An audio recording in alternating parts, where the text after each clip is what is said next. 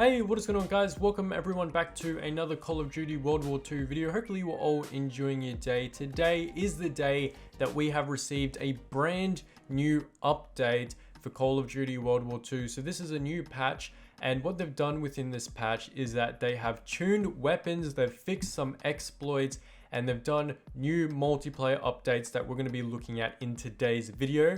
If you do enjoy it, be sure to drop it a thumbs up. I'll be sure to do more of these as new updates come by, and let's get right into it. So due to it being the start of Call of Duty, every year towards the start of the game, like always, they usually patch things that are overpowered, that are not overpowered, and obviously they're trying to fix some exploits, and today is no exception, and what they've changed is quite interesting. So starting off, we're going to be looking at the multiplayer weapon buffs and nerfs. Starting off with the buffs, this is what Sledgehammer Games have stated within the new patch. The Walther toggle action shotgun. So the buff with this shotgun is that the damage is increased at extremely close range, and the Bren LMG is increased damage per shot, and the LMG bipod has sped up ADS time when in bipod stance. So these three things have gotten buffs, and starting off with the shotgun, they've increased the damage at close range with the Walther toggle action shotgun. I haven't used the shotgun, but what I do know is that every time I die by a shotgun, it's because we're in super close range. I don't know if adding extra damage to that shotgun is making it any less overpowered than what it already is, but at the end of the day, it is a buff, so obviously the shotgun probably wasn't doing that well. I personally never used it. Let me know what you think, because I never used shotguns in this game as of yet. Moving over, we have the Bren LMG, increased damage per shot. I have used this light machine gun before, and I've got to say this weapon really isn't the best, so this buff is quite needed. And the LMG bipod has a sped up ADS time. I haven't really used that, so I can't comment on that. Overall, that is pretty interesting. So we head over to the next section. This is where a lot of people will probably get mad or start criticizing Sledgehammer Games. This is the nerfs to the weapon. So this is where they tune the weapon down. So nerfs are for these four weapons. We have the bar rifle, the STG44, the FG42, and the machine pistol. Starting off with the bar rifle, they decreased the fire rate and widen the hip fire spread. To be honest, I kind of applaud them for this, because the bar rifle is the most weapon that I've died from, if that makes sense. I probably stuffed up that sentence, but the bar rifle, in my opinion, is so annoying to come up against because it does shoot really fast, and the good thing is they decreased the fire rate, which is awesome, and they did widen the hip fire spread. So it's quite interesting. So for you bar users out there, looks like your weapon has been nerfed quite a bit. Moving over to the STG44, they have widened the hip fire spread. I personally have used this weapon, but I haven't really hip fired it with it too bad. So it looks like they widened it out. Who knows, probably won't affect anyone in close range too much. But the next thing we're going to be looking at is the FG42. They increased the recoil and widened the hip fire spread. So it's pretty interesting. I find that recoil on most of these weapons to be kind of abysmal, where there's like literally no recoil whatsoever. So if they increase the recoil, legitimately just stick a grip on there and you're pretty much good to go. And once again, they did widen up the hip fire spread. And the machine pistol, they decreased damage ranges, which is pretty interesting. Also, there's another thing in the sniper class. They fixed a bug with all sniper rifles zooming to exact center when aiming down the sight. So it looks like it's going to be wobbly here and there. And that's basically the buffs and the nerfs for the weapons in this first patch.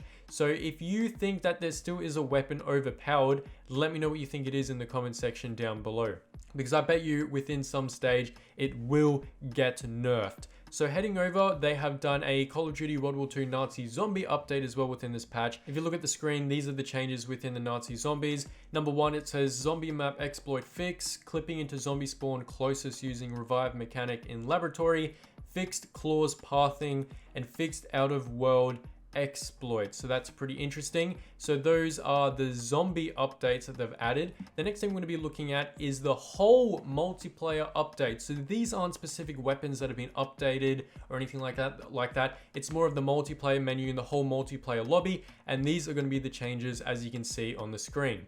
As you can see, these changes are massive. There's a ton of them. So starting from the top, they've fixed the connectivity improvements and optimization. It's about time. They probably shouldn't have done that about a few days after launch. They've fixed deranking issues. They addressed an issue where players encountered an infinite load screen. I personally have never encountered that. They have done leaderboard stability improvements and bug fixes. They've fixed general UI improvements, loading optimization. I don't know about you, but the loading screens when the game first came out were super slow. So it looks like they optimized it a bit, which is interesting. They did split screen functionality improvements for you split screeners out there. Looks like it's improved a bit more.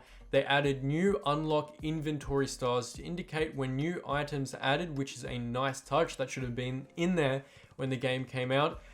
They added in an adjusted hit marker audio to be higher level, which is cool. And you can also change it in the settings. They fixed some out of world exploits on the map Gustave Cannon and Saint Marie du Mont. The next thing they did was in the espionage basic training, they've reduced painted time from 10 seconds to 6 made. So it only bullet damage paints you, which is quite interesting. The next thing that's happened within the multiplayer update is weapon tuning to allow for more one-shot kills outside of hardcore mode, enabling challenge completion. The next thing is they've fixed a infinite flamethrower bug. I have not encountered that, but that sounds really overpowered. The next thing is XP earn rate turned into Operation Neptune. They fixed a shotgun variance not appearing, and they have done improvements for the emblem editor and visualization elements, game battle improvements, and the last thing is they fixed some gridiron bowl exploits, where I'm guessing people would throw it out of the map and it would probably stay there for the whole game and stuff like that. So it's quite interesting. They've done some buffs, they've done some nerfs. And when they did release this news on Twitter, to be honest, I was expecting more nerfs than the buffs there. So the buffs aren't too bad. I wasn't expecting any buffs on like the main rifles or submachine guns, and there wasn't. It was really only the shotgun, which is possibly the biggest surprise of them all.